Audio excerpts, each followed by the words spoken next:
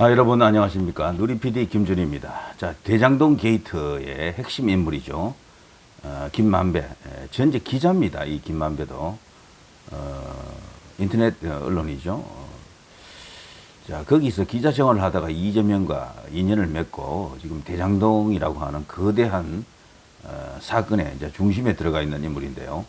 어제 돌연 자해 행위를 했다고 지금 긴급 뉴스가 나왔었죠.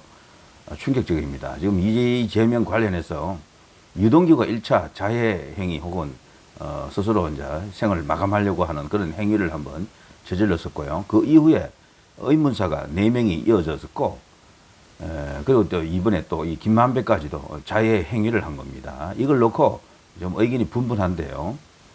김만배가 저렇게 했을 때는 뭐 이유가 있을 겁니다. 자신이 스스로 그 스트레스를 이기지 못해서 뭐 그런 선택을 했다라고 이제 보는 것이 1차적인 어떤 상식적 판단이지만요. 그것 말고도 또 다른 어떤 요인이 있으리라 생각합니다. 김만배가 일부러 저렇게 했을 때는 만일에 일부러 저렇게 했다면요. 어떤 의도가 있다고 보는 겁니다. 일단 보여주기를 한 것이다. 누구에게 보여준다? 자신에게 이제 더 이상 손대지 말라는 겁니다. 자기는 이미 목숨을 걸었다. 죽음도 불사한다. 나 건들면 같이 간다. 뭐 이런 어떤 경고일 수도 있습니다.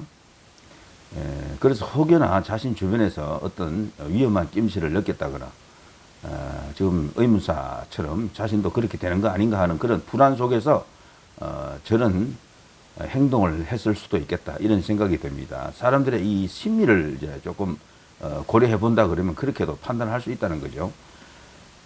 이 모든 어떤 여러 가지 어떤 스트레스 상황에서 그냥 벗어나기 위해서 그냥 도피하기 위해서 그런 선택을 했다는 것은 가장 기초적이고 간단한 생각인데 그것뿐이겠느냐는 겁니다. 그것뿐이겠느냐.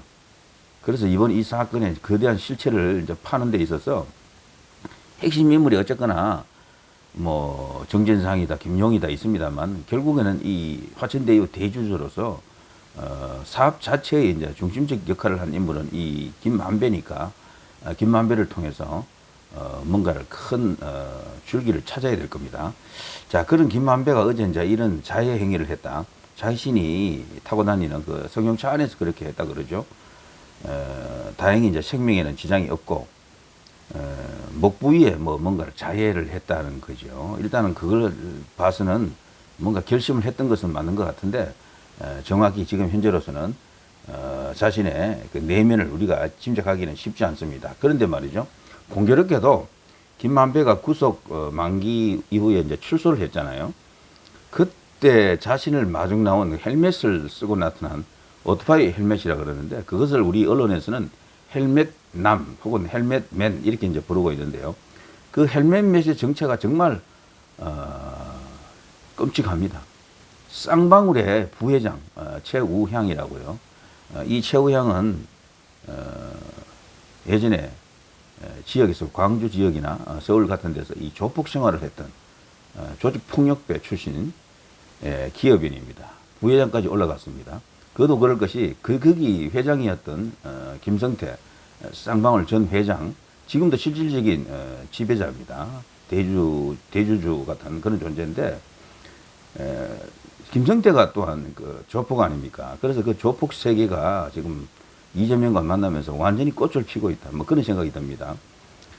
그래서 이제 이런 이상한 일들이 잦아지는 것도 이런 어떤 조폭이라든가 경기 동부연합, 뭐 경기도 안에 있는 여러 가지 어떤 반국가 단체들 이런 것과 다 연결되어 있지 않느냐 하는 어떤 그런 짐작을 해볼 수가 있습니다. 그래서 간단한 사안이 절대 아닌 것 같아요.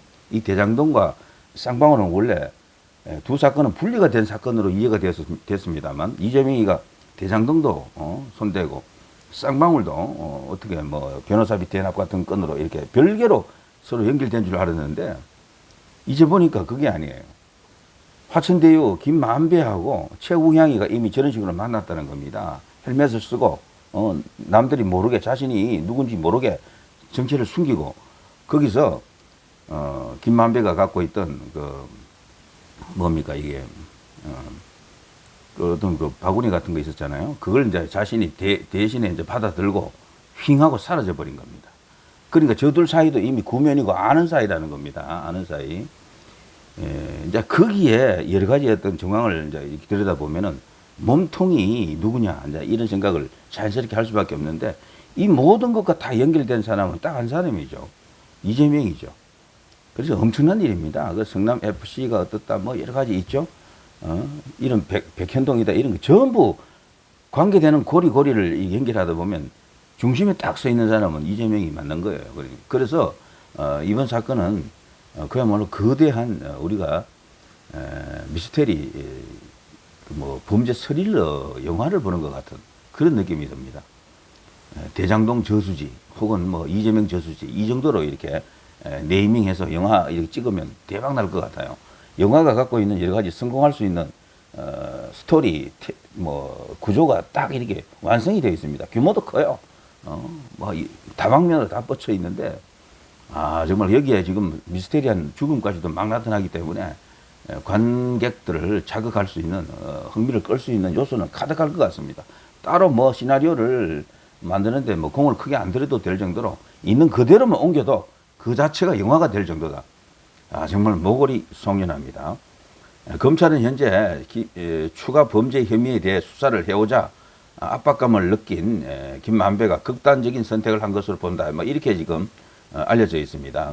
그런데 제가 앞서 말씀드린 것처럼 스스로의 그 스트레스에서 벗어나기 위한 그 이유 하나 때문에 이런 막가는 행동을 했을 것 같지 않습니다. 다른 요인도 있다는 겁니다.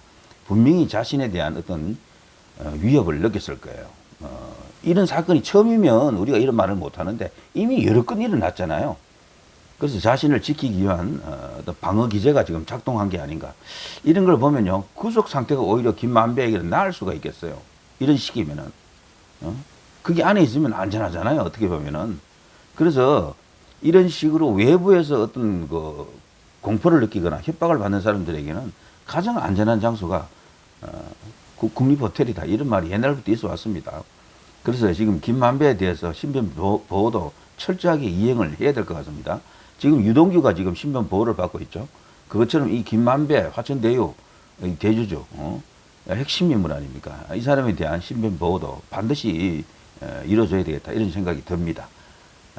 정말 굉장한 이야기들입니다. 정치권에서는 지금 너무나 많은 사건이 터져 있기 때문에 이것 하나에만 집중을 못해서 그렇죠. 대장동을 이제 고리로 해서 이렇게 연결하는 이 거대한 범죄의 이 실타래들, 이게 지금 풀리고 있죠. 풀리는 속도가 이제 조금 성에 안 차실 수가 있는데 이제 조만간 이 전모가 이제 드러나리라고 봅니다. 그 전모가 드러나는 데 있어서 핵심 인물 5명 중에 1명이 바로 이 김만배가 아닌가 이런 생각을 해보는 거죠. 자, 이 정도 하겠습니다. 누리 PD 김준희였습니다. 대단히 감사합니다.